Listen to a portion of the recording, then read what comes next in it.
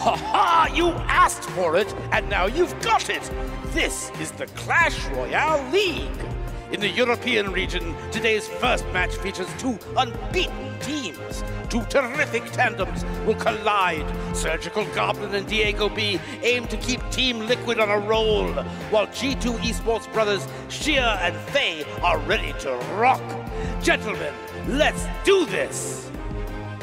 Hello and welcome to Clash Royale League. I'm Rich Slayton. Joining me is Paul Inverum Toddkill to bring you the second week of competition in the European region. We've already seen some amazing games in Europe, and today we finally get to see the last of our amazing octet of talent here as Dignitas is joining us in the CRL.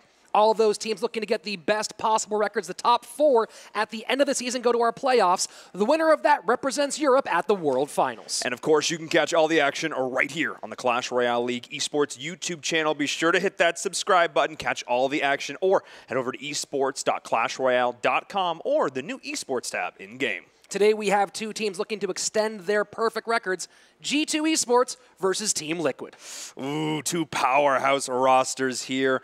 Both of these teams are favorites in the region, but we have to talk about Team Liquid with names like Surgical Goblin, Diego B, and Azealis. And across from them in G2's corner, of course, the brothers Sheer and Faye. Very impressive in 2v2, but don't forget for a second about Canario. Canario and Fairchu as well. A bunch of amazingly talented, strong players there, and they're consistently good. I think that consistency, they're going to need to bring every ounce of that into this matchup. To get some more insight in today's matchup, we have Christy St. John standing by with G2's manager, Martine.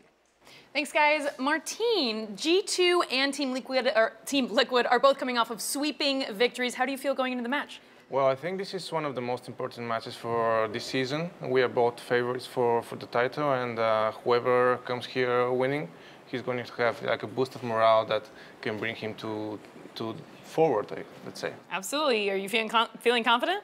Yeah, we actually feel very, very confident, even too much maybe. I hope everything goes great, and I hope we don't even need to go to King of the Hill, but we play against 3 people from the top 5 in the world, so it's not going to be easy.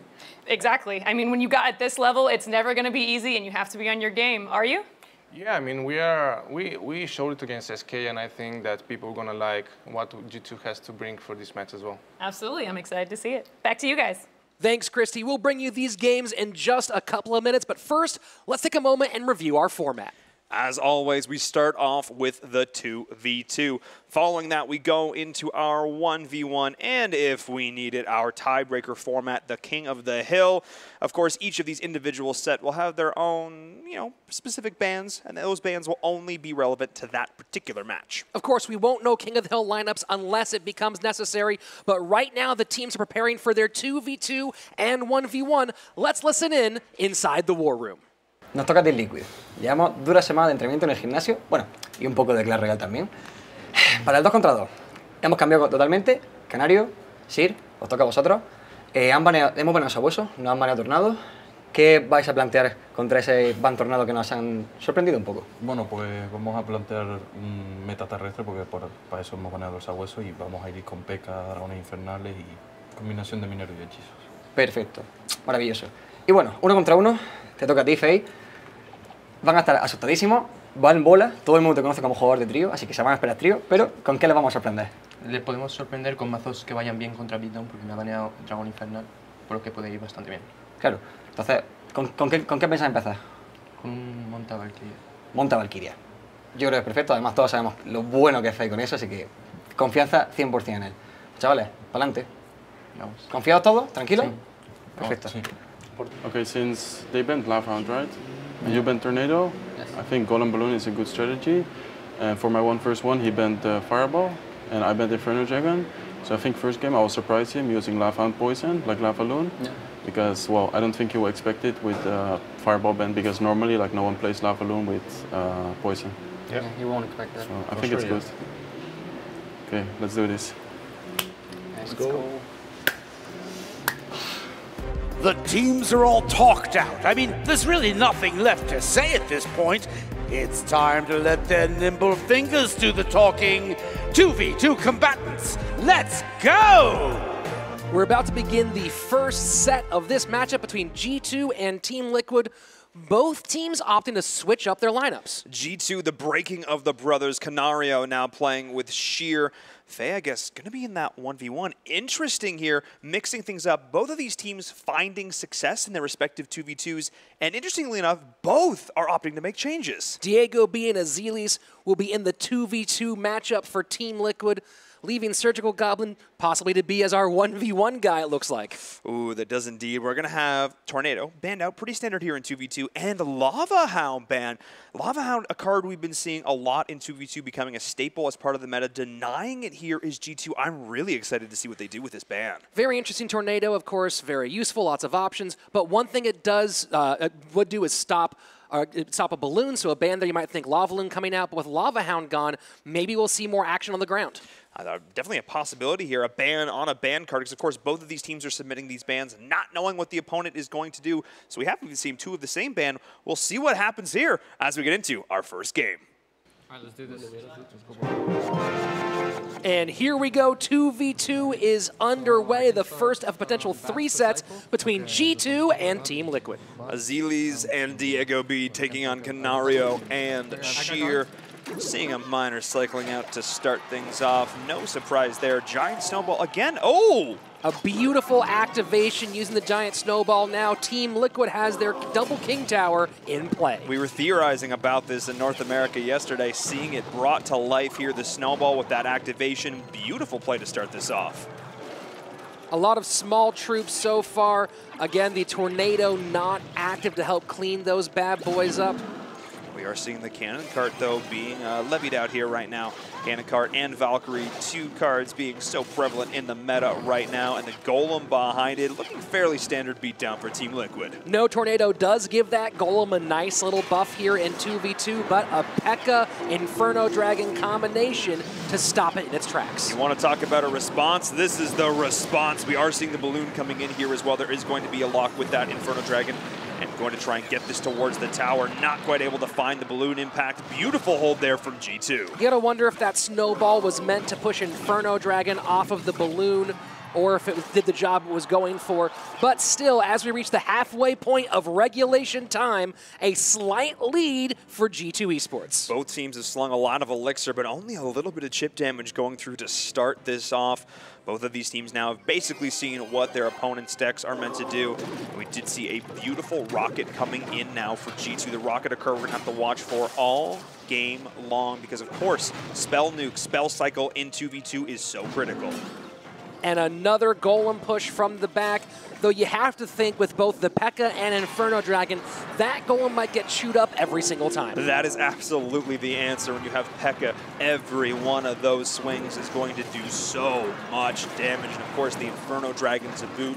Poison going to be doing its work here in this 2v2 format. Like we always talk about, one of the best cards here because of the sheer amount and radius of damage that it provides. We are now in double elixir time. The balloon just almost sneaking through for Team Liquid. G2 really wants to push the opposite lane here when we get those big Golem pushes coming down the right-hand side. Those big Golem pushes are huge, but we keep seeing it cycling through these cards, getting the chip damage. Every single time we're seeing that miner going in a different position.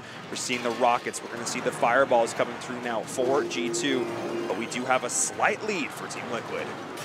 And again, we cannot gather up those troops to rocket them together using the Tornado as it is banned.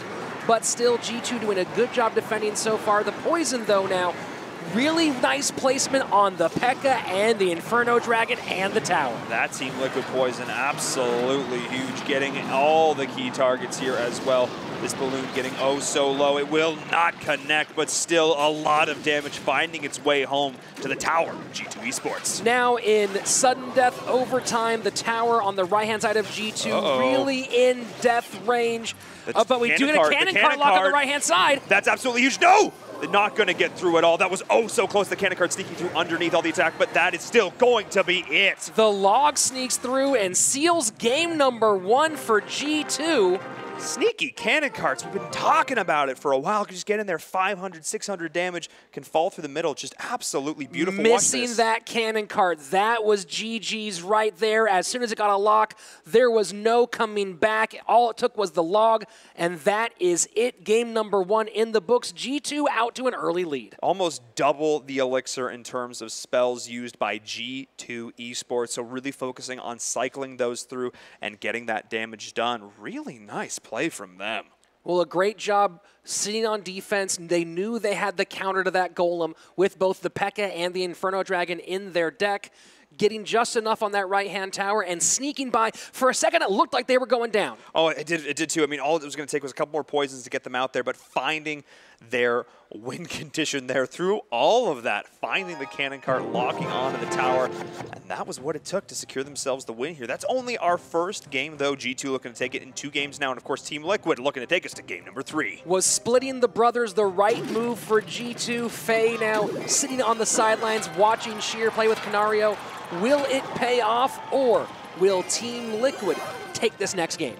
What we're going to see here is both teams starting off fairly standard. We are seeing miners coming up from both sides, tombstones as well, and the rocket is there immediately to lock down that cannon cart. Cannon cart stuck way in the back, and now an aggressive kind of naked balloon up front from G2. Interesting decision there from them. The lightning, though, can help clear the way. I actually think it's going to connect. Oh, no, the beautiful bat placement just to get that out of there. The death damage is still going to be there. But I love it. Seeing the rocket coming down and then utilizing it on the counter push was G2 knowing that Team Liquid did not have that strict answer. Yeah, the miner did do some work, taking some of that damage away and keeping stuff off of the balloon. You know, I doubt you're going to see a lot more troops behind the tower coming from Team Liquid now that the rocket is out there. But here we see the Royal Giant way and back, and there comes the P.E.K.K.A. and Inferno Dragon, who will make quick work. Oh, but wait! Here's the Giant Skeleton stopping things right at the bridge. But wait, there's more. Giant Skeleton is there, immediately getting ripped to shreds. The bomb, though, is going to do its work in return, but a beautiful hold to push now coming in from G2 Esports with Noso Solid, and there is the rocket return. The answer is there. Shutting it down, Team Liquid. And now the miner in the back getting some more chip damage on the right-hand side. We are just 16 seconds away from double elixir time, and G2 looking very close to putting a sweep on the 2v2 set. They're making these giant, amazing pushes, getting this all put together beautifully, and Team Liquid is often having the responses, but still, all the while, the miner in the back is there. The bomb dropping from that Giant Skeleton, really not super consequential to the P.E.K.K.A. The health the bar on that thing is just so big, and still, we're seeing every single time the miner's getting Miner Poison doing some 2v2 work here. And now we have the Royal Giant, a big push trying to get across the river.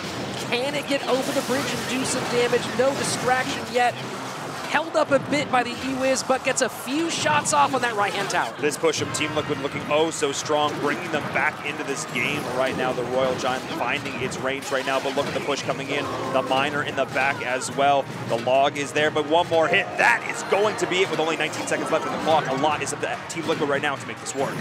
Team Liquid, can they get on that right-hand tower with the tombstone there on the left-hand side? Looks like probably not. And there we get the GGs from Team Liquid, knowing 2v2 is going to their opponents. And there we go, G2's Canario and Sheer sweeping the first set of this matchup. Making some changes were both teams, and it seems to have been the correct decision for G2 Esports. Team Liquid just not quite able to find it there. Really just came down to a lot of beautiful holds and then the chip damage and counter push from G2. That miner was so devastating, not having the appropriate cards to reset. All they had was an Ice Spirit, no Zap, no E-Wiz, and that miner just got in over and over again. Slowly just wearing down your opponents, guys. It's you know, it's a marathon, not a sprint here, where G2 really showing us that in this matchup, staying calm, knowing exactly what they needed to do. Every single time the Team Liquid tried to mount a push, we saw the answer. The P.E.K.K.A. was there, the Inferno Dragon was there. That was exactly what they needed to do, that take that in convincing fashion 2-0. G2 out to an early lead in this match, but 1v1 is on its way.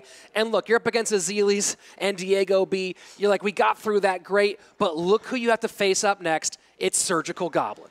The 1v1 set is at hand. one player repping each team. All alone under the lights. You can almost hear the crickets. No pressure, guys. Just do your thing. Let's battle in the arena. 1v1 on its way. Faye making his debut in the one-on-one matchups. Faye no longer playing with his brother in the 2v2, going up against Surgical Goblin of Team Liquid. If you've watched Clash on YouTube, you've probably seen this guy's face. He's going to show up here and prove why he is one of the best players in the game. Faye has been ranked #1 on the global ladder, as has Surgical Goblin. Both of them, let's look at their ban cards. We see the Inferno Dragon and Fireball coming out. Inferno Dragon, of course, a great counter to most standard beatdown decks. Fireball, one of those tried and true classic response to them's Royal Hogs. 1v1 about to happen now. Interesting note here, you see Surgical Goblin being put in the 1v1, a little switch up here. Canario, who played in 2v2 a moment ago, did beat him a few months back in a tournament. You wonder if Surge got asked for the switch to get some revenge, and then not knowing the lineup, here he is against Faye instead. Interesting because, oh man, some stories from last week as well tying in. But you know what? Let's just get into this game here, Rich. It's game #1 of the 1v1. Remember, Fireball and Inferno Dragon off the board. Surgical Goblin of Team Liquid at the top of your screen. At the bottom is G2's Faye. So last week, Pump, I believe, was banned up against in the 1v1 here. They put some of these bans going into this. And Faye, traditionally known as one of those amazing 3 Musketeer players. I wonder if in the past people were thinking like, oh, you know, was it potentially Faye going to be in that 1v1? No, he ended up playing with his brother. But here, this time around, he is in the 1v1. Going up against Surge, that's a tall order. Surgical Goblin, so far, just getting the poison down. The Royal Ghost gets all the way through. So frustrating in that Ghost form. Just slides all the way in towards the tower. Getting a few key hits there, and as you can see, you know, in that 2v2, taking it was G2 now. It is all up to Surgical Goblin of Team Liquid to stop the sweep right now. The Ram is coming through here, going to be cleaned up relatively easily by that minion there, or those minions, I should say. But now we're seeing a fairly standard dynamic bandit coming out here as well for G2, or potentially not with the Royal Ghost, just an E-Wiz bridge stam deck with that Ram. Surge talked about that Lava Hound coming out, the Lava decks against the ban of Inferno Dragon, very nice. But now we have the bridge spam coming from Faye, and that does pretty well against Lava decks. Not a lot of ground answers for Surgical Goblin right now. Not a whole lot of ground answers, but this Lava Hound is going to be marching on through, or flapping on through, I should say. True Lava Loon now coming in from Surgical Goblin. Connecting, looking to connect onto this tower. How is Faye going to answer this? The flying machine down a little late, though. Big damage here, and the poison will also clear the way a bit. I don't think we'll see the balloon get on the King Tower, but maybe some death damage here. Death damage is going to connect. The E-Wiz is here, but just giving up that tower was Faye, realizing just didn't have the answer to deal with this. It's going to be tough to deal with all of that HP in the air. Now that we are in double elixir time, though, maybe Faye can find the split push that he needs. He'll need to get both, of course, of these Princess Towers down in time. And Surge, he can just play defense from here on out, but I'm not sure that's exactly what he's going to do. Surge with the lead as we get closer to the end of regulation. His right-hand tower, though, in danger, down to 704.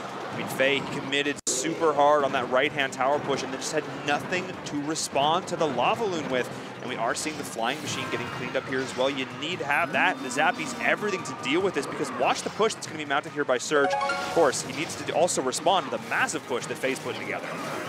But a nice use of the Tombstone, getting that Ram to distract away from the tower, but it will not be enough. Surgical Goblin's right-hand tower goes down, and now it's Faye with the slight lead as we enter into sudden death overtime. Going into sudden death, Faye finds the answer, knocking down that Princess Tower, and now the bridge spam continues here. The Ram marching on down the lane. Beautiful position, though, on the Tombstone to clean that up or close it down. Barbarian not even going to get a single hit. The Team Liquid standout doing a good job with defense so far, but again, not a lot to work with against the bridge spam. But can he sneak in a shot on the tower before there can be a defense mounted by G2's Faye? So much lightning flying around, and there it is.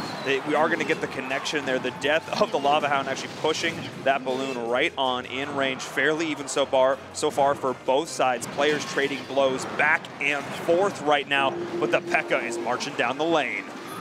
A huge P.E.K.K.A., although easily distractible, but there sneaks in the Royal Ghost in the pocket. It looks like this might be a tower going down, but a great distraction with the Valkyrie played by Surgical Goblin. That Valkyrie was absolutely massive, cleaning both up the P.E.K.K.A. and the Royal Ghost. That was exactly what he needed to do. However, this is still a fairly good position for Faye. If they can just keep up the pressure right now, that's exactly what he needs to do. The P.E.K.K.A. is going to be doing exactly that. It's all about composure right now. Yes, you want to steal the win, but who can keep their head on straight and not make a mistake with things so tight here as we now have just 2 minutes left in our sudden death overtime. Experience is going to play a huge factor here, Rich. You absolutely nailed it. Keeping calm, cool, and composed under pressure is going to be exactly what both of these players need to be doing. The Log not really getting the maximum value there. They wanted to time that out with the death of that tombstone there, so maybe a slight misplay from Faye. A very difficult spot, though, for Surgical Goblin with that bridge spam. Has to keep himself on it, has to keep himself playing defense, and still try to find a way to mount an offensive push on the right-hand side. And those Zappies still, maybe the Valkyrie will take care of him. The balloon note not going to get through. Still, we are neck and neck here with just 1 minute remaining. Beautiful hold from Faye, trying to drop all the damage in the pocket with Surge, but not able to get it right now, and slowly wearing down this left-hand tower. War of Attrition, Barbarian will land one hit here, and at this point, every hit matters with 53 seconds remaining. And it's the Royal Ghost making a run, the Valkyrie getting a distraction. Faye had an opportunity to close this thing out earlier. Will that come back to bite him here in the closing seconds of this 1v1 game? Needing 2 more poisons to cycle through this right now. Surge needs to try and make something happen himself while also playing defense. This is going to be a very tight race. Faye's in a great position. There's the flying machine. The flying machine in the pocket does its job. Faye taking the first game off of Surgical Goblin and now putting G2 just 1 win away from closing out Team Liquid. What an absolutely fantastic game right there. I mean, really, it just came down to the holds from Faye were big. I mean, sure, he lost that 1 tower on the overcommittal, but from there on then, he realized exactly what he was dealing with and was just able to keep up the pressure. The way he's utilizing those Zappies, the E-Wiz, just shutting down the push from Surge, that was absolutely massive. I mean, when Surge was forced to use his tombstone there in a position where he didn't want to, put him out of cycle, put him off his pace, and it came back to bite him. And here we are, the stats. A little faster cycle for Surgical Goblin, but a little slower on the elixir usage, and that might have been the difference. Of course, you just mentioned that tombstone being played when he didn't want it. And there we go. Faye, the Spaniard, just 1 win away from sealing this victory for G2 Esports. And a lot of people coming into this thought, you know, Team Liquid a favorite, one of those teams to watch, but G2 is saying, look, we're also currently undefeated. We want to keep that streak alive, but if there's anybody who is going to rally, to come back, to take us to game number 3, it's going to be Surgical Goblin. And we are off. Can Surgical Goblin win 2 games in a row and send this thing to King of the Hill, or will Faye close it out in the next 3 to 6 minutes? Looking for that reverse sweep is Surgical Goblin, dropping Zappies in the back. There's a lot of potential decks that could be involved with this, and bridge spam here. Dropping Zappies in the back is always such a great play because it opens up so many options. At some point, Faye's going to have to respond, and when he does, this allows Surge to pull out some great counterplay, or just, you know, drop a poison. Interesting play so far from Faye. Could potentially see a 3M and the Royal Hogs here. So the question is, are we seeing that Royal Hog Cannon cart combination, or is this going to be that 3M deck we've seen here a couple times? It definitely could be either. I mean, knowing Faye, it's probably going to be leaning towards the 3M. We will see if that makes an appearance as Hogs coming out now from both sides. Of course, Fireball is banned here, so we're not going to be seeing one of the strict counters to these Hogs. The other, of course, being Valkyrie. Valkyrie getting across the bridge. The Zappies, though, stopping her in her tracks. Lots of wows coming out already from Surge. I think he realizes he's maybe not in the best position in terms of overall matchup right now. Not feeling super confident, but again, if there's anybody who's going to pull this out, it's going to be Surge. So there we go. The 3 Musketeers split in the back. Surgical Goblin putting the poison down to try to whittle away the 2 on the left-hand side. But he is not feeling great at this moment. Not feeling super awesome right now. Of course, Poison, you know, a card we often see subbed in around with those fireballs as well. But look at the push coming in now on the right-hand side. The Mega Knight is there, getting that initial drop damage, but still good chip coming in now for Faye. However, there is now going to be a response. The Mega Knight's going to push in. Well, Surgical Goblin knows that without the Fireball, trying to stop the 3M Royal Hog combination, very difficult. Even with Fireball, that makes you make a choice with its usage, and he right now is figuring out what can I do in double elixir time to try to pull this thing off. He's going to have to pick his poison here in this situation, no pun intended, between those Royal Hogs, between those 3 Musketeers. You have to make a choice. Which one would you rather deal with? And despite the fact that Surge, you know, throwing out some mana to start this off, he's actually sitting in a very good position right now when it comes to the HP of these towers. And remember, the Mega Knight, a great counter for both Royal Hogs and 3 Musketeers, so he could have more in his pocket than we believe. But now take a look, the right-hand side, it's Surgical Goblin pushing with a Royal Hog Flood. Yeah, but we are seeing a solid defense there. The counter is real with that Valkyrie, with the log as well. We saw a beautiful play from Faye right there with that Ice Golem, pulling the Mega Knight all the way across, kiting it around beautifully. The Hogs are going to be connecting now on both sides. Look at the towers, the Surgical Goblin still getting chunked away. And it's the Ice Golem distracting that Mega Knight, not letting him get involved on the offensive side of the board. So far, really only defensive work from the Mega Knight, and another split Hogs from Surgical Goblin trying to get on that right-hand tower, and he does. It's down under 500, under 300. It's going to go down. That is it. Surgical Goblin, after giving the GGs, takes it back. The win evens things up in this 1v1 set, and now he's just 1 win away from sending this thing to King of the Hill.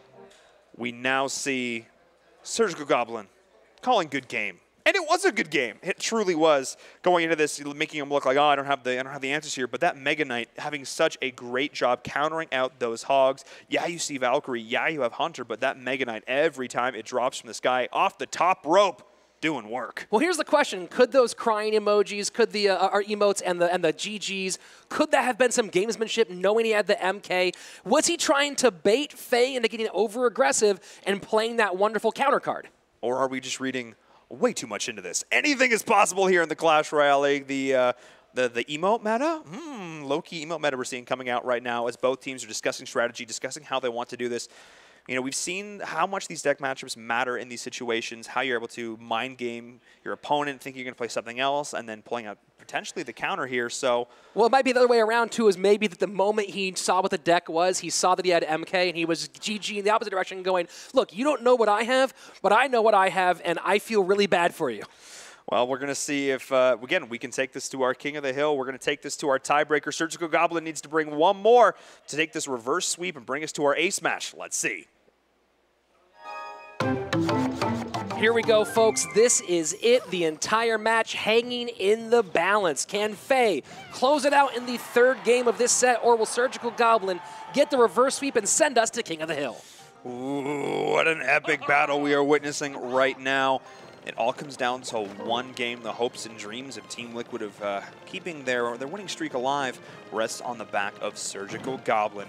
We are seeing nothing really being given away so far with this. The Hunter coming out once more, as we saw in that last matchup. Potentially more Royal Hog play, or just good old-fashioned Hog play. Remember, we do know that Fireball and Inferno Dragon are out, so we will not be seeing those two in this game as well. The MK, great counter for Royal Hogs, not as good against the traditional Hog Rider. Interesting here. Looks like we're almost seeing identical decks for both sides, except that instead of Royal Hogs, we're seeing that Hog Rider coming out from Faye.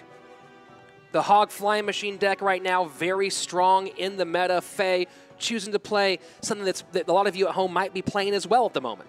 And of course, across the way, we're seeing basically what looks like the same deck from Surge here, dropping those Zappies in once more. Of course, that Mega Knight, we've seen the ability to just kite that unit around, just keep pulling it out of the way. It's just going to jump to whatever it sees next, so not going to be seeing that beeline in for the towers here. So we'll see if that is playing a factor here, of course. Trying to chase after that Hog Rider could be hugely detrimental to Surge. But note that we haven't seen the Ice Golem yet from Faye, though it might be in the deck. We haven't seen that traditional kite card. There we have the Tombstone. Will distract for a little while, but will that be a difference? Nice positioning there on the log this time around. Even getting that additional connection there onto the Valkyrie. That is the leap, though, onto the tower, doing a lot of work here. Beautiful timing, knocking down all those skeletons in the back of the tombstone. Surgical Goblins feeling good. A little misplayed Valkyrie there puts a lot of damage on the right-hand tower as we enter in double elixir time. Surgical Goblin out to a huge lead in this 1v1 match. The Hunter drop to defend the push right now. The Mega Knight as well, falling from the sky. Faye needs to find an answer right now. Not really having the most success so far in this matchup. The win condition not really being utilized, or not just being shut down beautifully, I should say, from Surge here. That Hog Rider not really finding success. Well, a perfect Mega Knight can stop the Hog Rider, but when it's backed up with the Hunter, you don't have to be perfect. You just get it down there. Hog Rider is not getting to your tower. We've seen frame perfect play with that Mega Knight, the way it's able to drop that additional hit, as well as pushing back the Hog Rider, getting that tower hit there as well. As you said, you can get it down perfectly, as we may be seeing right here as well. Now we're going to see it coming in as, no, it's hitting one hit there. Almost two. Still, again, not the perfect counter. A smart lane switch, though, to get a little bit of heat off of his right-hand tower. Faye needs to make sure he's keeping that Valkyrie between the Mega Knight and the Hunter to keep those pushes away and to keep that Tombstone alive a little bit longer. Keeping it alive a little bit longer. Nice play as well, bringing back the Mega Knight once more. Faye keeping that up-tempo cycle to his advantage right now. And there we see the Royal Hogs coming out once again. However, the answer is going to be there from Faye. The Valkyrie does get a couple of hits on those Royal Hogs, but they get to the tower. Now under 300 is the right-hand tower of Faye, under 200. Can he mount a fast push? No, the Mega Knight gets in the way. This is coming down to the wire. Can Faye hold on? It's within poison range, Ridge. I think this is going to be all she wrote, putting it on the King Tower as well. They know that's going to be GG. Nice play from Surgical Goblin from Team Liquid to bring the team on to King of the Hill. And that's why you put that man in the 1v1 spot. Goes down 1-0. Double clutches to get us out of 1v1 and into King of the Hill. And while G2 has to feel good about that 2v2 win and putting up a very good show in 1v1, now they have to run the gauntlet of 3 of the best players in Clash Royale. Yeah, we saw though some amazing plays in that last game, like that log coming in exactly the right moment. It came down to a few small things here. Faye, with a lot of amazing individual plays, just not quite able to clutch it out. Again, even having some traditional counters, having the Valkyrie for the Royal Hogs just wasn't quite enough. I said he had the answer, but it wasn't perfect. But now it's time for King of the Hill. Each team will nominate 3 players to go out and represent their respective squads. It's 3 wins, you're in, 3 losses, you're out. And now we see both of these teams are going to be discussing, debating, figuring out how they're going to line this up, see who will be that King of the Hill. Ok, Fercho primero, te toca debutar ya. Ya el momento. Hemos planeado un buen ban para que lo aproveches, así que genial. Segundo.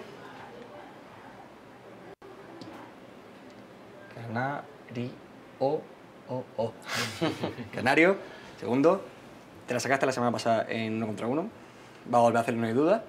Y tercero, Faye, te va a tocar la oportunidad de poder redimirte. Sí.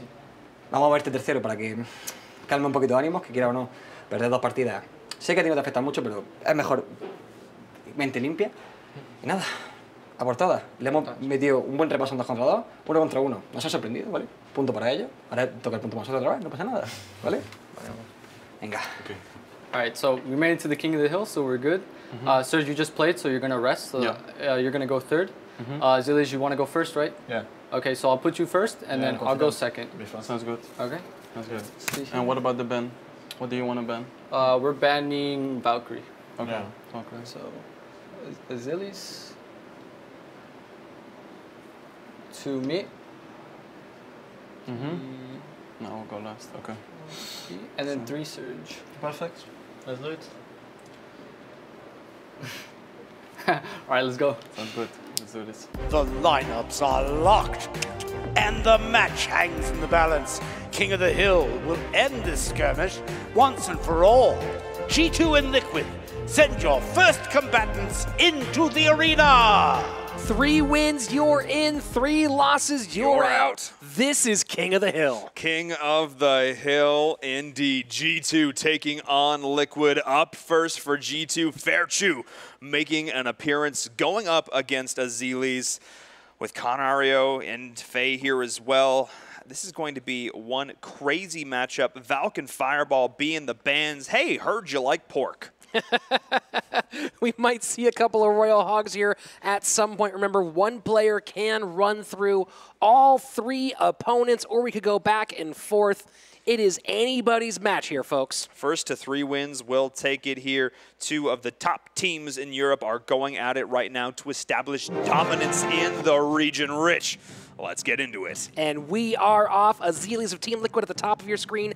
At the bottom, G2's Fairchew. Fairchew here, you know, he's known for his sparky play. He's also known to play a little bit passive until he gets a little bit of an advantage, and then this guy is absolutely a monster. And oh, hey, heard you like pork.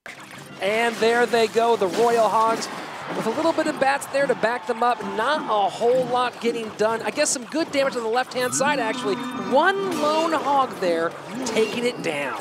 And we do see a little bit of chip in return coming through with those minions. But yes, one lone hog putting in the work now.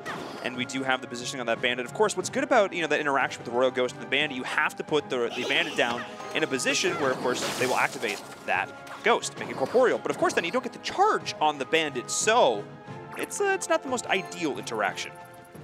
Another set of bats cycled in the back, and it's going to be a Royal Hog cycle. Getting to the right-hand side is 3, 1 to the left, but it is the 3 Musketeers doing work, and now looking to set up, not much health left for a counter push. I mean, we know we don't have the Fireball in play, but of course we do have the Poison in that situation, getting so much value, just taking down those 3 Musketeers. And now, after the initial skirmish is done, we have a slight lead for Fairchew. And again, another Royal Ghost cycled in the back, and the pump on the right-hand side now without Fireball. That pump could do a lot of work, and as we get closer to double elixir time, without being able to punish that thing, those 3 Musketeers are going to get more and more frightened. They are going to get a whole lot scarier. The pump, of course, going to be generating that additional elixir to keep up the pressure, or in this case, the defense for Azelis right now, as the Hogs are coming in split once more, and the Poison from Fairchew still sealing the deal, putting an exclamation point on that push.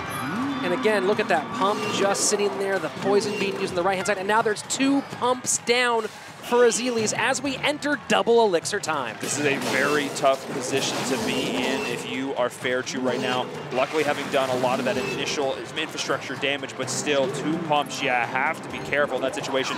We're going to see if Lethal Elixir is going to be a factor here for Azelis. Obviously, having 2, well, it's not even much of a factor as we do see that power just instantly going down. I was going to say sometimes when you're generating that much elixir, it's hard to keep track of it all. Of course, these guys are pros, but still, all the while, Fairchew putting in the work.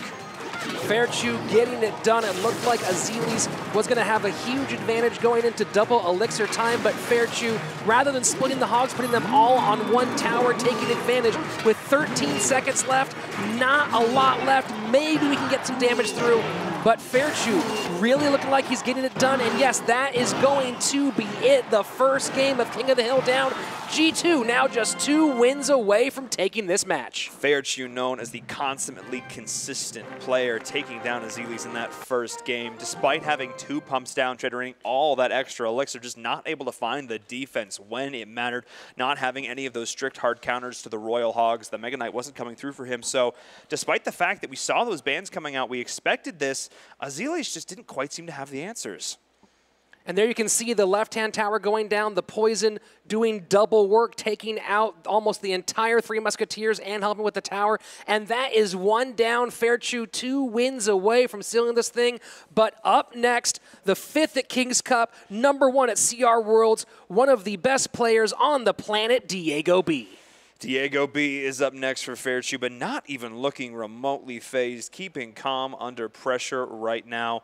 Both of these players want to take this out. It's King of the Hill, obviously, so they want to make sure that they maintain the momentum in this situation. If in the case of Diego B, you want to disrupt the momentum of your opponent and bring it back. Again, either one of these players can theoretically sweep the entire enemy team. Remember, those card bans are still active. Valkyrie and Fireball both off the board. Both off the board. We'll see if Royal Hogs make another appearance right here as we get into game #2. Diego B at the top of your screen for Team Liquid. At the bottom, Fairchu representing G2, looking to get his second notch in his belt here in King of the Hill. I mean, you look at the roster you're up against, though. You have to take down Azelis, Diego B, and Surgical Goblin back to back to back. That's, if he could do that, that's some Razor level play. Yeah, it would definitely be rivaling Razor's amazing run. That's a lot of R's all at once that he put up against Baron, CMQ, and Wings, but this would be just as stacked of a roster, and right now, drawing first blood is Fairchu with the poison on the right-hand tower. But now we are seeing the Mega Knight being dropped here for Diego B. There's the response to the Royal Hogs that we're used to seeing, and the push is still alive right now. However, the P.E.K.K.A. going to be making short work of that unit right there, pushing in now as well. So good hold there from Fairchu. So far, 3 perfect plays for Fairchu in a row. The poison getting a ton of value across a myriad of cards, and then the log P.E.K.K.A. play at the bridge,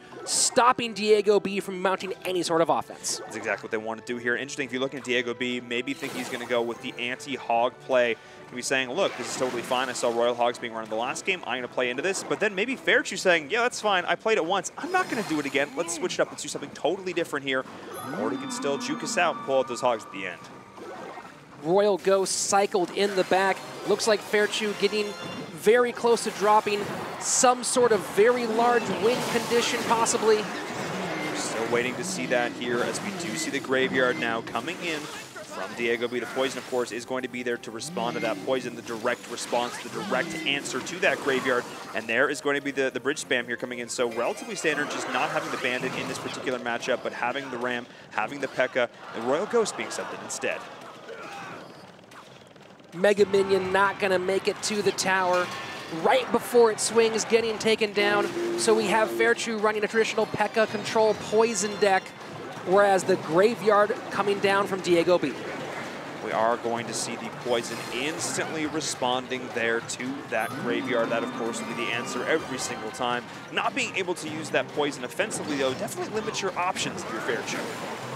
So for Fairchu, just sitting back, making good defensive plays, looking for opportunities with this P.E.K.K.A. control poison deck. He's going to want to try to get something over there on the opposite tower. Of course, getting the Ram would be nice, but if he can get that poison in deep, unfortunately he can't because he has to hold it back for that Graveyard. That's exactly the problem here, Rich. He's got to hold that onto the Graveyard. You can try and use the E-Wiz to solo defend that, but he's still going to get some damage in return. Whereas if you are Diego B, you're controlling the pace of the situation because you are able to use that poison offensively, slowly chip that down. We haven't been seen used like that a ton yet, but here we go. Poison's going to come on down, deny it every single time. It's exactly what we're going to do.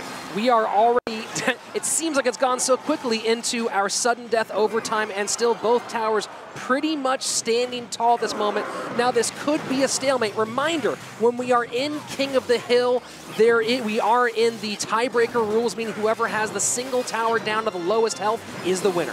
Is going to be the winner here. We see the Zappies being dropped. Both these players just chipping away at their opponent's structures right now. The Flying Machine going to get a couple hits here, just the one, I should say. But finally, we're starting to see a dent in the HP of the tower for Fairchu right now. But the counter push is real. Did Diego B commit too much, or is the defense going to be perfect? And the Tombstone stopping the Ram in its tracks.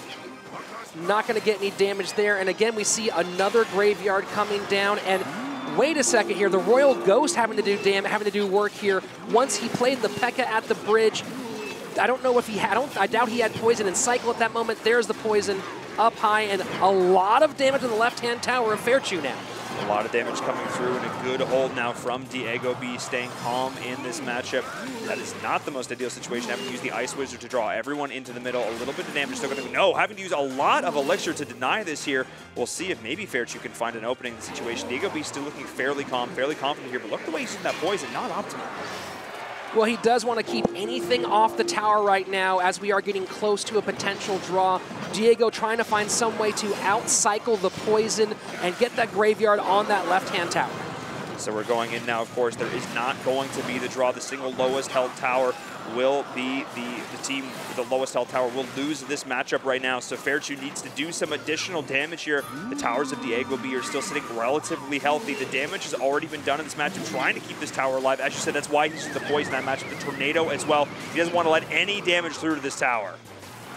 Although we do have a push development on the left-hand side, but is the Mega Knight getting in, doing damage and tanking? And there's the Graveyard coming down, and the P.E.K.K.A at the exact same time. This could be trouble for Fairchew on the left-hand side. This is absolutely huge, not having the optimal answer right now. More damage being done. The P.E.K.K.A, oh, so slow, and this might be the icing on the cake with only 40 seconds remaining. You have to focus on defense right now, not let anything through and get to your tower.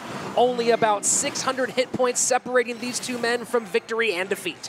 It's so close right now, on a razor's edge in this moment. Trying to hold on is Diego B, and trying to find the opening is Fairchew. Diego B trying to rally, take this to 1-1 in our King of the Hill. Can he make it happen with another Graveyard being put in? This has to be answered. And there we go, the poison. Now here's interesting, the poison back there not being able to use to help get him back in on the other side. It looks like it's going to be Diego B evening things up here in King of the Hill, getting one win for Team Liquid.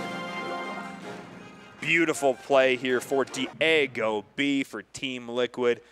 Just looking so calm. It's like another day at the office. He's like, wait, yeah, we're good. We won. Awesome. Easy peasy. GG. You know, he did a great job trying to get that poison out of cycle, was able to do enough damage on that left tower. And here we go, folks. This is the end, or this is probably the most important moment in the match where he really made the separation. He took advantage of that P.E.K.K.A being played up high and got just enough to put the game out of reach for Fairchew. Knowing was Diego B that he had every single answer to the P.E.K.K.A. The second he saw Fairchew to get just a little bit greedy, just a little bit over-aggressive with that high P.E.K.K.A instantly instantly dropping the GY in the back, instantly going to look to shut that down, get that additional poke damage. He knows it's not going to take down the tower, but that wasn't the goal. Just needed to get it low enough to secure the win. And next up for G2 is the 20-year-old Spaniard, Canario, coming in for King of the Hill. Canario coming in now. This guy has had a lot of sit games as well. You know, he's known for being a relatively passive player. You know, he's played Poison in a lot of his winning decks. We'll probably see that coming out here. Poison being a staple, being a favorite amongst a lot of these players. We'll see if it makes an appearance here in this next game. And we are off. Diego B again at the top of your screen. G2's Canario at the bottom. Can Canario bring this back, bringing it up 2-2, or will we see Diego B bring us on to our final member of G2 here and complete the sweep?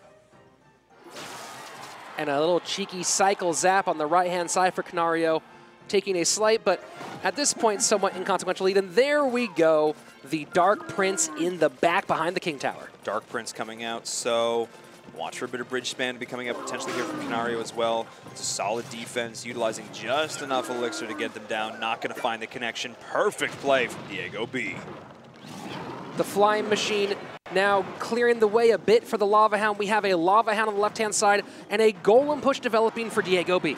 Golem coming out now, though we do see the Lava Hound getting in there onto the tower, getting pushed along by that Flying Machine. The Baby Dragon, of course, maybe looking to clean this up, but look at how much damage already being done to this tower. The Lava Hound really taking that left-hand tower, and it's the Inferno Dragon of Canario now on the Night Witch, trying to get rid of the support for that Golem push, but the Golemites doing damage themselves. Perfect timing on that zap to clean up the bats the second they spawn.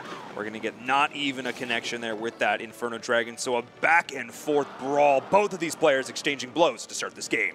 The Mega Minion had to come out a little early there for Diego B, and notice it's not going to get anything on this side of the board. And we're cycling a log here, trying to get the correct card into his hand. And there we go, the Golem is back. But the cannon card on the right-hand side, great timing. Beautiful play by Canario. Canario identifying exactly when he needed to play that down. The second the Golem spawned, the answer was there. And we've been talking about these cheeky cannon cards all day long. Defensive Miner does a deal with this Lumberjack, and we do have the two Golemites pushing through. Going to be getting decent damage here as well, but that cannon card, he's the real MVP. He had to respond to that cart, and so he couldn't deal with the Inferno Dragon, so that stops the push of Diego B in its tracks. And now Poison taking care of the Baby Dragon, the Night Witch, and the tower all at once. Fantastic play so far for Canario. Canario known for that work with the Poison, finding it here once again. Oh, well, the second the Golem is dropped one more time, the cannon cart is there again, and not quite able to get it, but still, that is within Poison range. That is a win condition open now for Canario, which means he absolutely needs to deal with this Golem. If he can suppress this push from Diego B right now, that could be the game. And even if that tower does go down, take a look at both sides for Diego B. very, very close. Now, again, Diego has to make a move here. He needs to make sure, and there we go, the zap on the right-hand side, and now the poison on the left-hand side.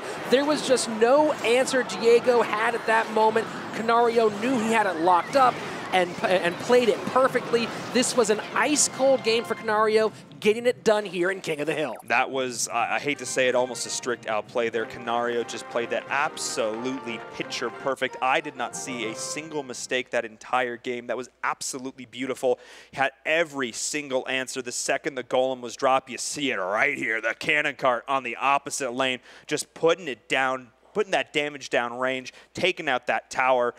Beautiful play. He knew he had the elixir advantage, and that was a big part of the way of why Canario took this match. Not only the cannon cart in the opposite lane against the golem push, but also you saw that very beautiful defensive miner play. You know, it was a very difficult matchup for Diego B. He got into cycle hell, where no matter what, the right cards were in Canario's hand at the right time. Oh, but now we have the big time matchup. Surgical Goblin getting a chance at revenge. Remember, Canario has a win in competitive play over Surgical Goblin from just a few months ago, and now it's the chance for one of the best-known players in the world to show that it was just a fluke. It was just a fluke. I mean, if there's any player you want anchoring your team in competitive King of the Hill, it might be Surgical Goblin. This guy has, I could say, a lot of competitive experience under his belt. This guy has been around the block between making content, winning events. This guy is an absolute pro. Can he pull it out right now for Team Liquid, or will Canario and G2 make it happen? And this is it, folks. Team Liquid down to its very last life. Canario could come through here and close things out for G2, or Surgical Goblin could win and have to face Faye for the final matchup. Ooh, either way, we are in for a treat right now. Surgical Goblin just pulling out a couple of cheap cycle cards right here. The Royal Ghost and Log is there to try and deal with these hogs. Logs for hogs, that's the answer, I suppose, but some damage is still going through. Remember, no Fireball and no Valkyrie, two of the best counters for Royal Hogs, so now we see it on both sides of the board, but the Mega Knight's still active, and that is a great card for those ones. That is the other great counter to Royal Hogs. However, speaking of royalty, the Royal Ghost making an appearance here on that right tower, and good bait for Surgical Goblin trying to bring back this Mega Knight right into the Zappies as well, having to deal with that now with Surgical Goblin allocating a decent amount of resources for it. A great kite, and you had the Hunter there at point blank range getting full damage on the Mega Knight, and now the first minute is down. No one has really established themselves as the dominant player. Both teams launching at the Hogs at exactly the same time, trying to clean them up, trying to respond on both sides, but the Hogs are going to be doing work. The Skeletons for Surgical Goblin doing a fairly good job of cleaning this up, but look at the damage onto the towers of Canario. And the split push from, you know, interesting, you'd think that with Canario launching all four at one and just a little bit of defense there, he would have gotten more down on that right-hand tower. But it's Surgical Goblin who establishes the lead here now with not only damage on the right-hand tower, but a lead on the left-hand side as well. We'll see now which player can secure that tower as they move towards double elixir time. Zappies being dropped in the back. Always a great opening play here because, as I say, every single time it forces a response. You need to deal with these. Which side do you choose to back up? In this case, it's the right. Gotta wonder what Surge has there as the final card. We see Poison coming out now. Could he have Mega Knight? Could he have P.E.K.K.A? If he has Mega Knight, you feel like we might have seen that already. But who knows what choices he has to make here as we enter into double elixir time. I always love to see the play, the deck building especially, how the players put their own spin on these particular decks. We are now seeing a massive push on the right-hand side. Surgical Goblin forced to burn a lot of elixir to deal with this. Almost down below 1,000 hit points. The right tower of Surge is in trouble. And there it is, the three Musketeers in the back. And again, two of them will get taken down by the Poison on the left-hand side. The third one, though, going to stop that Inferno Dragon in its tracks. Poison, of course, a staple for the competitive play of Canario here, but we are seeing a solid push now being mounted for Surgical Goblin. The response between the Bats and the Mega Knight is going to be there, but still a lot of damage to get through. The Bats taking care of the three Hogs on the left, the Mega Knight of the one Hog, and the Royal Ghost on the right-hand side. But again, right at point-blank range is that Hunter doing a lot of work. But we do now see competing Royal Hog pushes here as we enter into sudden death overtime. Who can make it happen first? The tower on the right-hand side is getting oh so low. I think it is going to drop first. Yes, it does! And there you go, Canario Oh my gosh, putting together what an unbelievable performance, taking out 3 of the greatest players in the game back to back to back. We mentioned what Razor did, but this might be even bigger. Azealis, Surgical Goblin, and Diego B, 3 of the best players on the planet. Canario just added to his win sheet. Canario making it count, knowing exactly what he needed to push for the win.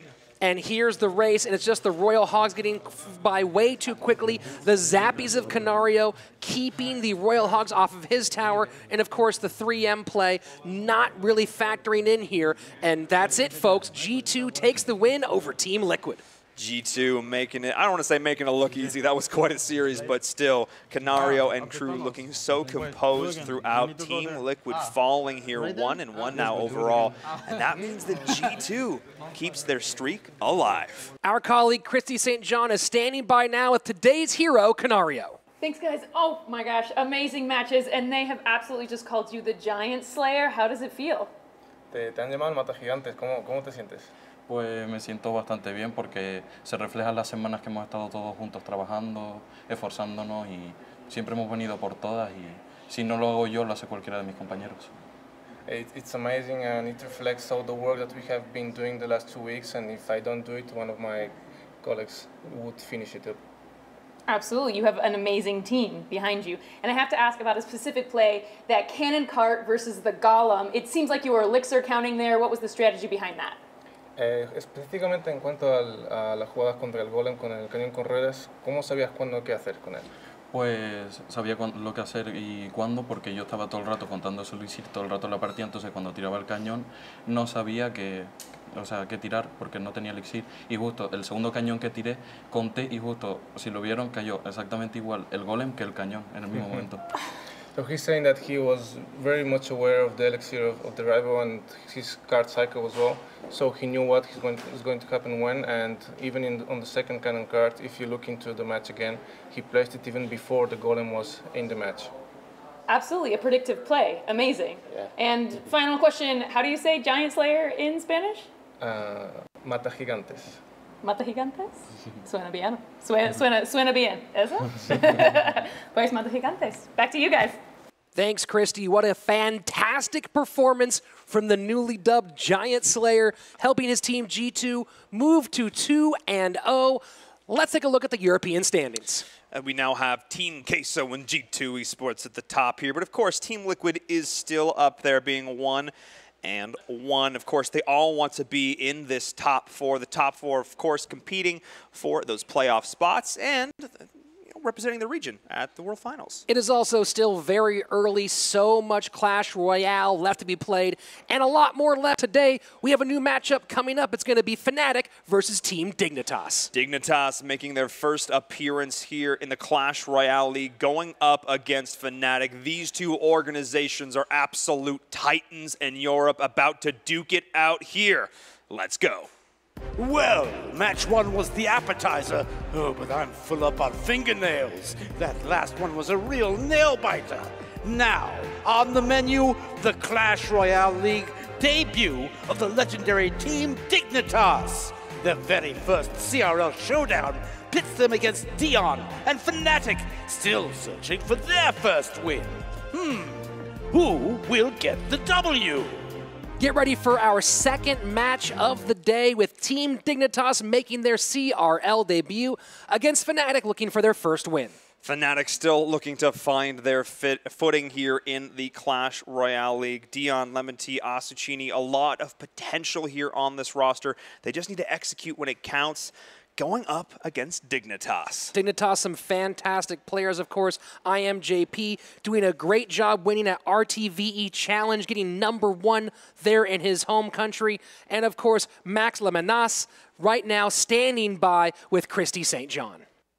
Thanks, guys. So you have a little bit of an advantage because you've been watching all last week.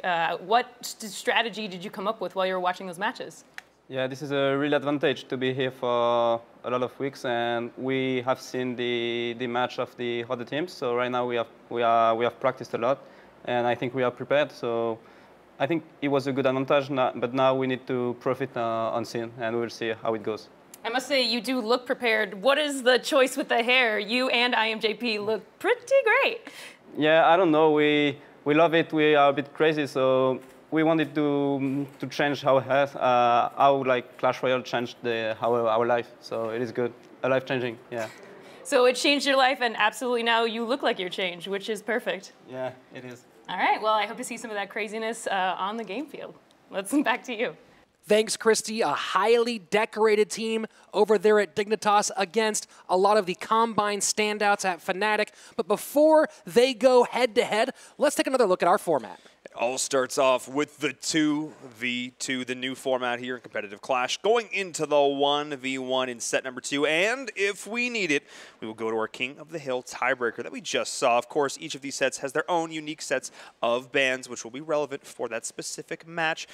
We then, of course, it'll update every single time. The ban's such a key part of this match here. Very important. Also important are the matchups, the wealth of experience of Dignitas up against the youthful exuberance of Fnatic, and that pick is so important. Let's see what the teams are thinking inside the war room. Juanka, Max, 2v2. We know what we're running. We know what they're going to play. Communication is key, boys. Remember that. JP, same for you, 1v1. We know the bans. Time to show the world what you've got. We've had our mount inju, we're feeling refreshed, energized, good to go. So, on 3, boys. 1, 2, 3. Dig win! Both bans are a tornado, so it's a double tornado ban. Do you have any thoughts, Dion, about this double ban? Well, I think with double tornado ban, the Goblin Rider is such a strong card because you cannot nado it to the King Tower, what normally happens a lot. And with the King Tower activation, it's not good because the King Towers are so strong. So the Goblin Rider is definitely a card you want to play when nado is spent. Yeah, and this card is so fast, they won't be able to stop it anyway. No, it's our best kill condition at this point. Yeah, I agree. I think that that's our best win condition and we should go with it. And I know Max Lamanas, and you won't expect that, I think. The history of Europe is written with epic battles. Now, it seems we have another one in store. Dignitas and Fnatic, it's the time for the 2v2! The players making their way to the podiums to begin set number 1 of this match between Dignitas and Fnatic. Dignitas taken to the stage, Max Lemonas and Wonka representing for them in the 2v2, going up against Asuchini and Lemon Tea. This is going to be a fun matchup. Can Fnatic find their footing here? Can they find redemption? They are up against a very difficult team, but here are card bans double tornado off the board. A lot of synergy off the board, a lot of openings made up for certain cards as well. Only clear skies here. No tornadoes this time around as both teams are going to be taking that off the board. But this still, again, has a lot of openings here. We're going to see a lot of potential spell cycle coming in as well. And I mean, we have seen Lava Loon be played to great effect, of course, as well in some of our past games. Maybe that'll make an appearance. Pretty much anything is possible now with just one card removed from the game. Will it be Fnatic taking the victory here in the opening set, or will the two Superliga standouts in Max Lemonas and Wonka take the victory? We're about to find out here in game number 1 who is going to come out on top and set the tone, set the pace, because momentum is oh so important in these matches. Maintaining that momentum is crucial. And speaking of momentum, getting first blood here, going to be a couple of goblins. The barrel getting on the left-hand tower, doing some nice damage to open up. Again, to remind you, Fnatic at the top of your screen, Dignitas at the bottom. As we do see now, we're already seeing the fireball coming out here, cycling, getting good value, taking down that flying machine, getting that damage onto the tower. So going to be seeing a very fast, aggressive deck coming out from Dignitas. Out to a hot start is the Frenchman and the Spaniard representing Team Dignitas, hitting the left-hand tower down to 1969. And a lot of aggression coming in here on the left as well between the miner and the barrel. So good chip to start this off already. The Princess in the middle. Princess, a card we see sparingly here in 2v2, but a card that I think has a lot of potential to get a lot of very great trades here, just able to do that additional bit of damage and keep pestering things down. We are reaching the midway point very soon in this matchup. The flying machine, which we've seen do so much work in 2v2 so far, as both the defensive and support troop. That log almost being the log of ultimate victory there, clearing out many a goblin. But still, the chip now coming in from Dig is connecting on the left-hand side. A little bit of pressure going back and forth, but not a huge bunch of overcommitments for either side. Both teams playing very fast decks, some bait going on here on both sides of the board. The Princess now on the right-hand side, opposite lane, working for Dignitas. I like this too, just creating something that at some point you have to deal with. She's just slowly going to chip you down. Cannon Cart is going to do it as the push now being mounted on the left-hand side. The Inferno Dragon, though, not going to get anything done to that minion horde. And now one Princess locking on the other. There's just so much happening everywhere for Dignitas. So far, it's been a little troublesome for Fnatic to keep up, but they are now slowly building Elixir, looking to get, nope, we thought for a second that the Dark Goblin would make it onto the tower, does not. Still stalwart defense from the very fast deck of Max Lemanas and Wonka. Stalwart indeed, baiting at the log there as well, but we're going to have another response. Wow, a bit of an overcommitment there from from Fnatic, I should say. The bats being committed as well as the fireball. That might be a slight misplay right now, as we are seeing many just goblin barrels raining across the sky right now for both squads here. Both just looking to chip down their foes. Trying to keep the Cannon Cart in the back of the board is Dignitas. It's pushing through, gets stopped there by the fireball, not going to make its way, but to the tower is the miner. Now Lemon Tree and Asuchini getting closer on the board. Yes, indeed. We are now seeing the double barrel coming in. The second the log is committed to one, they have to respond again with the fireball for the other. That is a great trade coming out for Dig. We are in sudden death overtime, and it is still anyone's matchup so far. A little more fluid play from Team Dignitas, but Lemon Tree and Asuchini still in this thing, but the Cannon Cart gets all the way through and gets a lock. That could be it with the fireball on top. One more hit, no, backed up, that's the rocket. There it is, game number one. Dignitas making a statement and their debut. Dignitas coming out with a fast deck. Their teamwork was absolutely beautiful, the way they're able to cycle out the logs on the defense, the Goblin gang as well, constantly keeping up that pressure here. Overall, again, the Cannon Carts, just MVP. They just sneak on in there. If they get a lock on that tower, it's game over. The synergy and communication so far from Max Lemanas and Wonka paying off. Getting the first game down, they are one game away from sealing up 2v2 and taking a nice lead as we head into the 1v1 set. Almost double the spell elixir committed for Dignitas in that matchup, just keeping that aggressive play style going. Lemon Tea and Asuchini need to just rally right now. They need to keep calm and composed, trying to play relatively similar decks, keep it fast, maybe move towards something more beatdown oriented, but maybe they'll just get outcycled and kited. It'll be interesting here. There's a few options that are coming in. We've seen a bunch of different meta decks develop. Well, we saw some overcommitment on defense, and that might be a bit of a communication issue. So key here in 2v2. There are some language challenges between the Guatemalan and the Frenchman, so maybe that played a role. Both players, very talented 1v1 players in their own right, trying to find their synchronicity here in 2v2. Trying to find that synchronicity indeed, as Max Lemanas and Wonka looking to seal this out in 2 games. Fnatic looking to take it back and bring us to game number 3. Remember, the Tornado is still banned. We had the double ban on Tornado. As we do, of course. Now, having no Tornado is going to be interesting here. As I was mentioning, maybe seeing Lava Loon coming out, and that is what we are seeing now for Dignitas. However, that Inferno Dragon is going to look to rip it apart, but the balloon is still there. Excellent taking done by the Lava Hound, but a couple, you know, that could have been a lot worse. When you got the giant snowball and the fireball down there, that tower could have been down, tons of damage, but again, still a little heads-up play in the last moment by Lemon Tea and Asuchini. There was a sudden gust in here as the fireball and giant snowball came in, just blowing that balloon back and forth. Lava Hound now for both sides coming out, but a lot of damage initially done. We're seeing a Lava Loon for both teams. That was a lot of elixir spent on behalf of Fnatic to still allow that damage.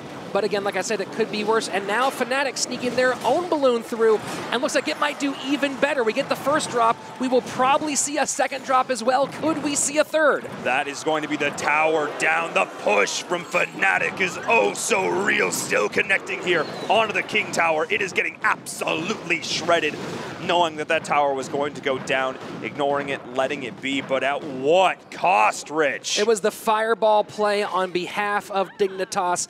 You know, they did not push that balloon in the right direction. In fact, maybe even gave it a little bit of help to, definitely didn't take care of business. And now they are on their back foot as we are just seconds away from double elixir time. Yes, from double elixir time. The zap is there as well, denying the hit onto the tower. The bomb will drop, but it is not enough. A few hits from the cannon cart will help seal the deal and actually do even more damage than an entire lava loon push combined. But this is still a very weakened King Tower on the side of Dignitas, and Fnatic knows it. A lot of elixir committed in the right-hand lane now for Dignitas, and there's a better fireball, but is it possible now? The snowball coming down, the balloon, and there's a beautiful tombstone play to distract that balloon. I wonder if it will get a hit on there. We do get a hit, and the death damage, and that's going to be a 3-crown victory on behalf of Fnatic. There we go. Beautiful play, some mistakes on the side of Dignitas, and they capitalize, and that is a beautiful win for Asuchini and Lemon Tea. The breath of life for Fnatic. They can breathe in this match again, taking it to game number 3, all on the back of some beautiful lava loon play. And here we go, the snowball doesn't really do its job. Instead, kind of almost gives that balloon some help, and that was the advantage, that was the lead. And that from that point on, there was no recovery. And there's a sneaky little snowball there. You just saw it in the replay. Gave the balloon just enough room to get on the tower and secure the victory. And now things are all tied up 1-1. The winner now will take set number 1, our 2v2, and put it in the books. Dignitas looking so much more comfortable with that quick, faster deck in game number 1, but going to something a little bit slower in game number 2, not really working out for them so well. Whereas on the other hand, that's where Fnatic really looked like they shined. Really feeling a lot more comfortable there, executing that lava loon beautifully, having their defense on point, able to get those solid pushes through, and just not respecting the damage was Dignitas. That 3-crown was absolutely convincing. The teamwork significantly improved in the second game of this set. You know, Fnatic has now, this is their 3rd matchup. They're a little more experienced here. Maybe some of those early jitters finally starting to get sloughed off. And we have Dignitas on the other side making their CRL debut. Yes, you have Wonka and Max Lamanas, both very experienced in competitive play, but you know, they're still getting their work together. They're still figuring out how they play together, and that might have been what gave the advantage to Fnatic. Well, we'll see if they can close this out, or Fnatic will be the ones with the reverse sweep. Let's get into game number 3. And we are on our way. In the next 3 to 6 minutes, someone will take the first set. Will it be Fnatic finally grabbing a set and going into the 1v1 with a lead, or will Dignitas put their stamp on CRL in their debut? Looks like Dignitas is going to bring out the Lava Hound once more. We do see the same response coming in from Fnatic. Fnatic, of course, having much more success with it in game number 2. Interesting to note that Dignitas thinks they can go toe-to-toe despite having a less than stellar performance in that second game.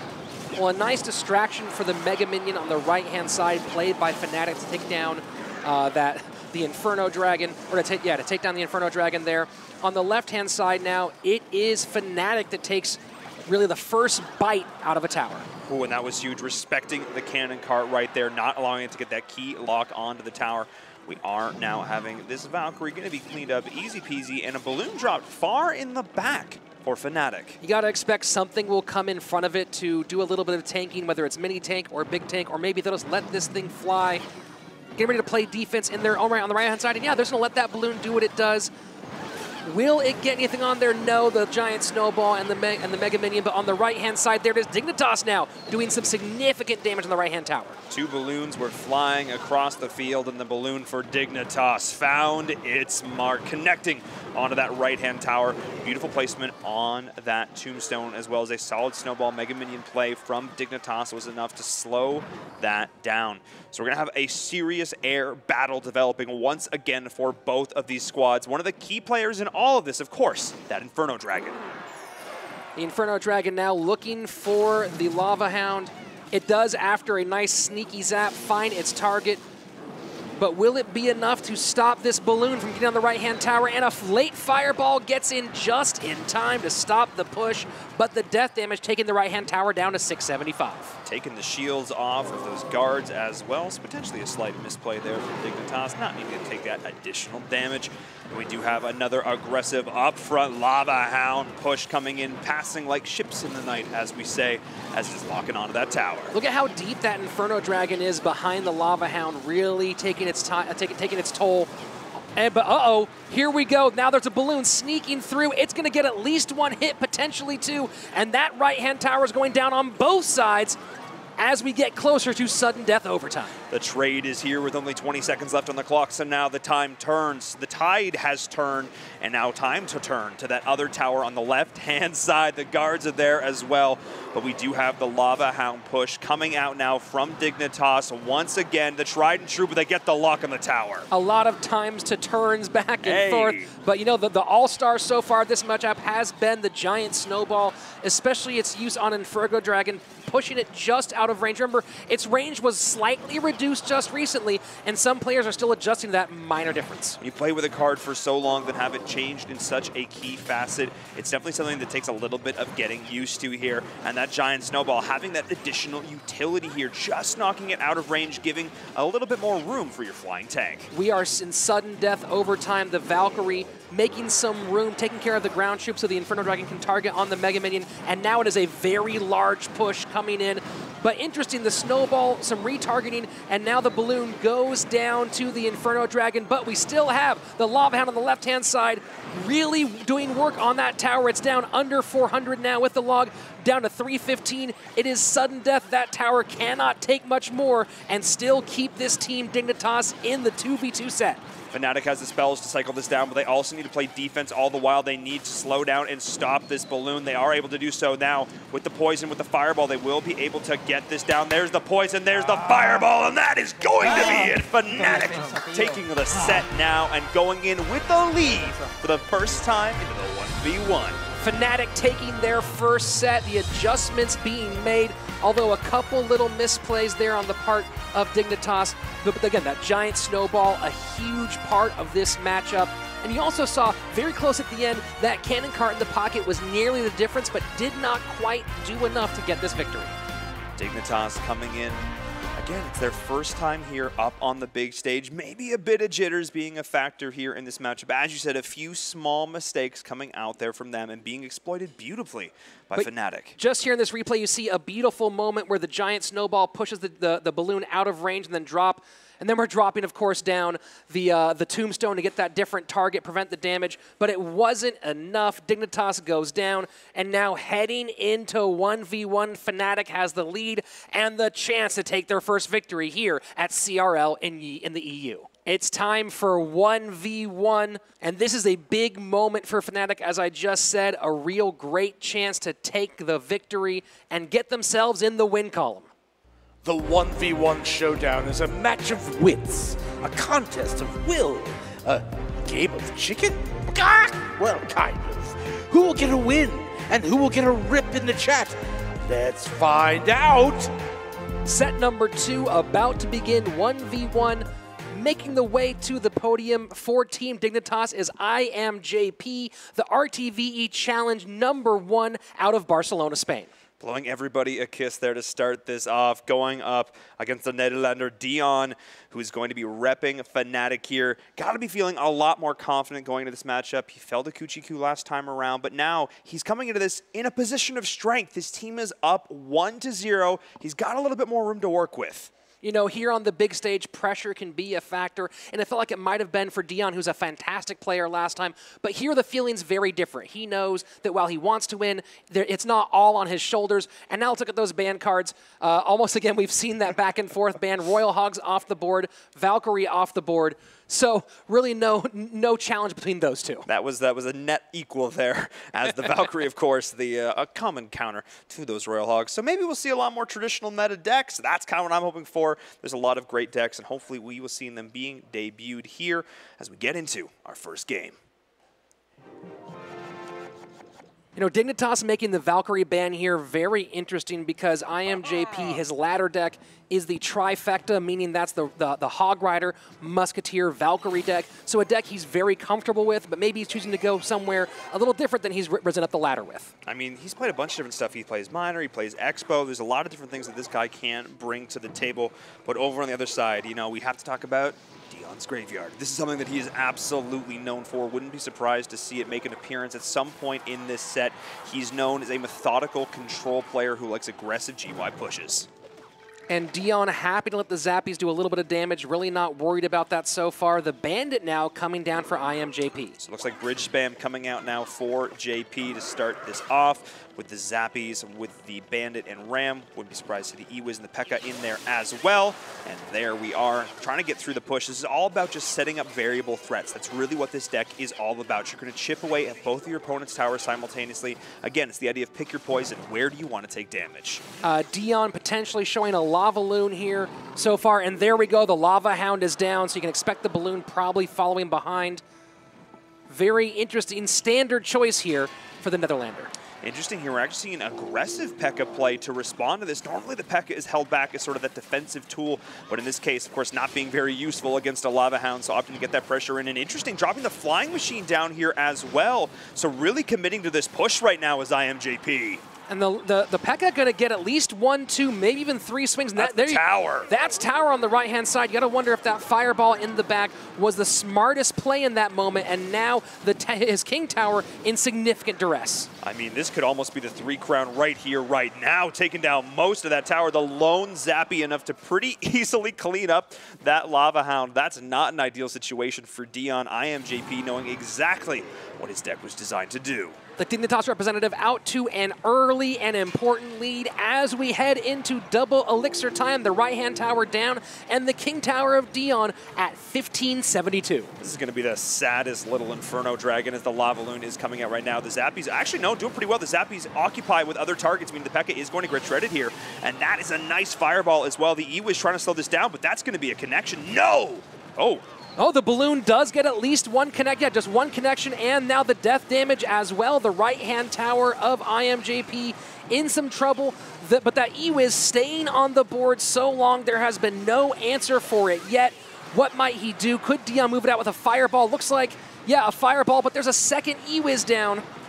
This time around, the Balloon is going to drop to the Fireball. I was so convinced that that Balloon was gone, but no, maximum value Ewiz for IMJP, able to shut all of that down, but that is going to be it. Match over, game number 1 going to IMJP and Dignitas. That second Balloon to the river really just trying to desperately get in there and get to the tower, but the Ewiz got back in cycle. There was no way that he was going to get there in time, and that's the victory. Even if he got that down, though, the King Tower for Dion was so far down. He made some good mid-game adjustments, but this push on the right-hand side, the early Fireball behind the push, it just left him so open, and there was no coming back from that. Again, traditionally, you know, you save that P.E.K.K.A., you hold it back, you use it for the defensive push, then you counter with it. In this case, IMGP identifying, like, look, it's Lava Loon. I can just push on right in with this. I have the Bandit. I'm going to get damage on this no matter what I do here. Enough Elixir has been committed in the other lane. He can't defend this. And overall, really solid decision-making from INJP. Not the best overall situation there for Dion. He played it out as best as he could, almost came back with it, but in the end, IMGP just a little bit more comfortable in the matchup. Well, he was playing a quicker, faster deck, getting cards down without having to waste any of his elixir, and he is now 1 win away from sending this thing yet again to King of the Hill. Ooh, King of the Hill becoming a staple here in the Clash Royale League, one of our most exciting formats, and there is a good chance that we will see it here if IMJP can close this out in 2 games, this time himself running up the Lava Hound. And we have a Mega Minion and Ice Golem making its way, just 2 smaller cards. And there we go, the Furnace. Interesting play. It can get some distraction on a few of these cards and really be frustrating in that clogging up the lane.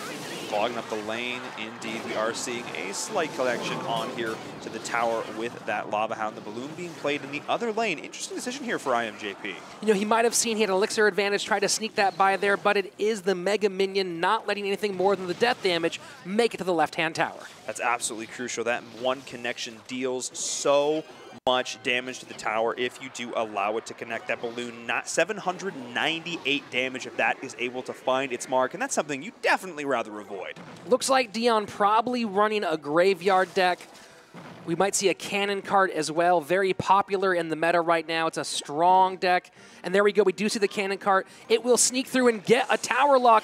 The guard's not in time. Oh, nope, I spoke too soon. It looked like I thought for a second that it was taking it down.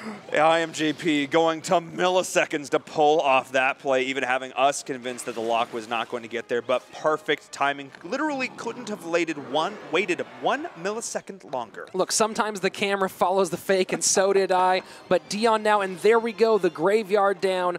And we got to wonder, looking at the deck of IMJP, what are the answers here? None so far. The graveyard making short work of that tower, and now getting after the King Tower as well.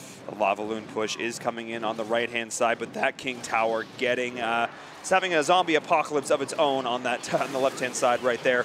But we do see the push now coming in. The Fireball is there as well. Going to try and take down this tower. Can the lock? No! Beautiful positioning there with that Furnace able to shut down that Inferno Dragon. No nerves this time around for Dion. He is playing beautifully here in this moment. But there is still quite a solid push coming in from IMJP right now. That is the cannon cart in the middle, going to be chunking away at that left-hand tower as well. Will the balloon get there? Yes, it does! And that is going to be a solid play from IMJP, tying us up here going into overtime.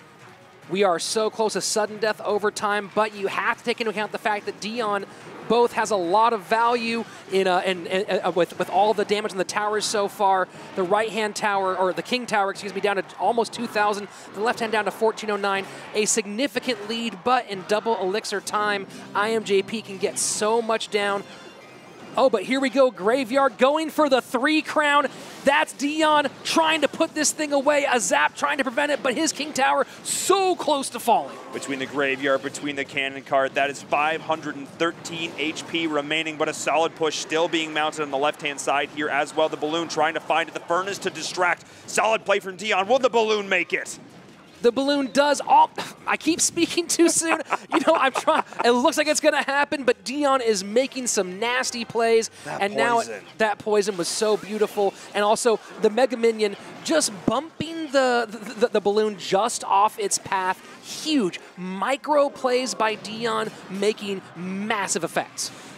Getting very close to the end right now with only 513 HP remaining. Every single time the balloon pushes in, the Furnace is there. The death damage will start to slowly add up, though, as it chips away at this tower, but the cannon cart in the back as well as the Graveyard. This is the push now coming out from Dion. He's trying to make it happen. Will there be a response from IMJP? He's committing with the balloon right now. He needs to be careful. This could be it. It's getting oh so low. Down to 111, but the balloon, oh my gosh, will it get, does still, again, the beautiful play with the Mega Minion. Not just doing damage, but pushing that balloon out of position. And there's the poison, the 3 crown from Dion, sending us to game number 3. And this is going to be it. Now Fnatic has a chance to sweep Dignitas. Dion saying, I will not go quietly into that good night. I will take us to game number 3 with some truly stellar play. The defense, absolutely phenomenal, identifying when he had the elixir advantage, getting sick plays just like that. Utilizing that Graveyard, it's what he is known for, getting within the lethal range of that poison, and that was it.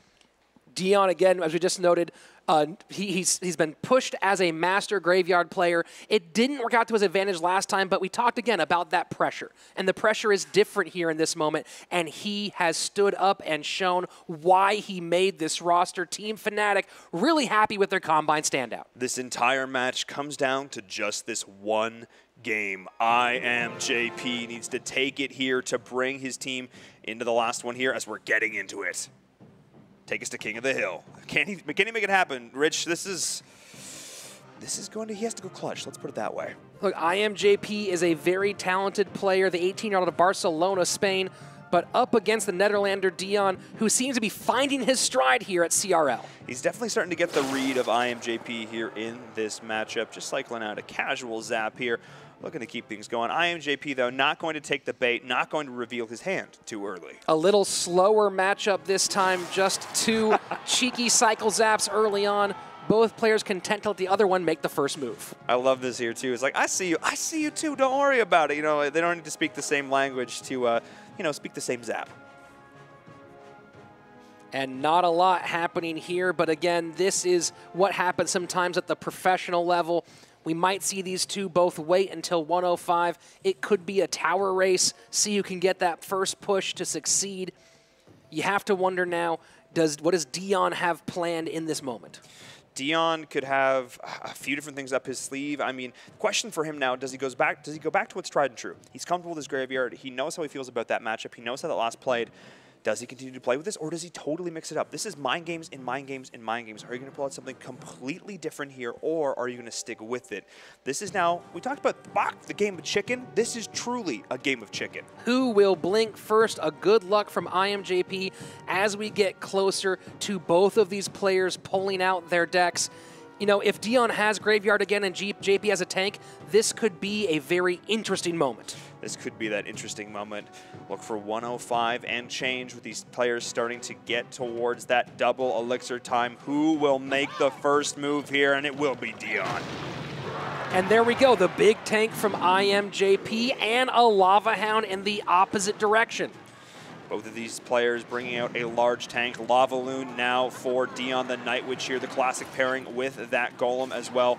Walking out up front, getting the bats in, but with the poison, I still don't think it's going to be enough. That is a connection on the tower. Both of these players are going to commit to this race. A huge hit on the tower.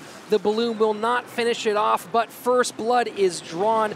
And with just 30 seconds left before we get to sudden death overtime, Dion looking at an early lead in a good position. That was a great tornado, though, from IMGP to bring it back and deny the second hit as well as cleaning up those pups. But once again, like a clock, it's 2 times a day. This push is coming in once more. I was going to say a broken clock is right 2 times a day, but that didn't really work in this situation because there's nothing broke about this push. It's doing work.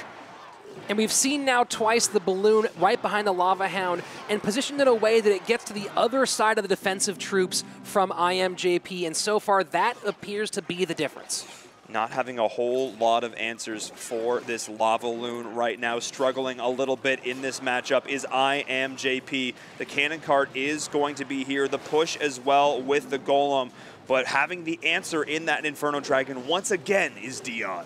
The Golem at the river just trying to get past there, get in quickly and start getting damage on the right-hand tower. It does not succeed between the Inferno Dragon and the Tombstone. The Golem does nothing in this situation. That Inferno Dragon cleaning up not only the Golem, but the baby dragon as well. Talk about a positive elixir trade. The poison is going to be there to start to slow down this push. Beautiful timing on the Nightwish death, cleaning up all of those bats as well. The balloon in the back, this might be a bit of an overcommitment to Dion, but he still feels comfortable that he can get this through. Yeah, but the pup's doing some good job distracting so far. And there we finally get the tornado to pull the balloon away from the tower. He hasn't been able to use that on the other side of the board. Usually you'd pull the Inferno Dragon off of the Golem. And here, once again, IMJP forced to use it defensively.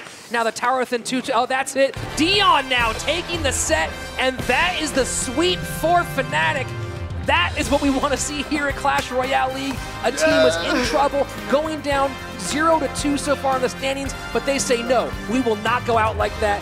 Fnatic on the winners column, finally here in week number 2. Fnatic coming in here, taking down Team Dignitas. These orgs are 2 of the biggest in Europe, and they're showing us here some amazing plays. That was it, getting the tower down to that crucial threshold. Dion realizing he had this in the bag. That matchup fell right into his hands. Dion saying, "Come hither, my foe. I am ready to win." And when he did, getting the first victory for Team Fnatic, these guys with a sweep on top of that have to be feeling good. What a wonderful performance. And we are so impressed. It's wonderful to see that. And now we're going to go standing by is our good friend Christy St. John with our winner, our victor, the guy who clutched it out, Dion. Thanks, guys. Dion, you just took it home for your team. How does it feel? Feels amazing. It feels amazing I can do it for the team. And I'm really proud of my teammates for winning this first set. It was really good. Absolutely. And I have to say, that first game you lost, both in the 2v2 and the 1v1, your team lost, and then you came back with a 3-crown both times. How do you not get discouraged? I know. Reverse sweep always feel extra good. And just give me the urge to fight harder. Needed to give my A game to still win the game. You fought harder and you brought your A game. Congrats, man, and back to you guys. Thanks, Chrissy. The hero, Dion there, all smiles because now Fnatic has made their way to the winners column. Let's take a look at the overall standings for Europe. Fnatic 1-2, putting that ever-crucial first win here on the board. Still at the top of the standings is Queso and G2, but Fnatic, they gotta feel good putting that one up there for them, for their team, making their way towards that top 4. And those top 4 will be competing in the playoffs for a chance to represent the European region at our World Finals. And you can follow all the action by hitting subscribe on the Clash Royale Esports YouTube page, or of course going to your app, going to your game, and swiping over to the Clash Royale Esports tab. Or also esports.clashroyale.com. So many places to find all of the amazing esports action. We're here 6 days a week. We're back on Thursday for more amazing European action. Rich, if it's anything like today, we're in for a treat. Oh yeah, we are. Make sure you come back here on Thursday and join us. For everyone here at Clash Royale League, I'm Rich Slayton. That is Paul in Verum Toghill. We will see you on Thursday. We are witnessing greatness as never before, with the most professional of players exhibiting true artistry in the arena. Each match, the excitement grows. Each match, the best distinguish themselves from the rest. A long road lies ahead on the road to the World Finals.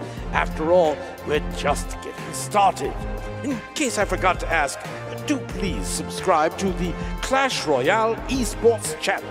Remember, please, and pretty please, this is the Clash Royale League. Remember, be extra safe, and keep your Electro Wizard out of the rain, would you? They sort of short-circuit easily. Thank you.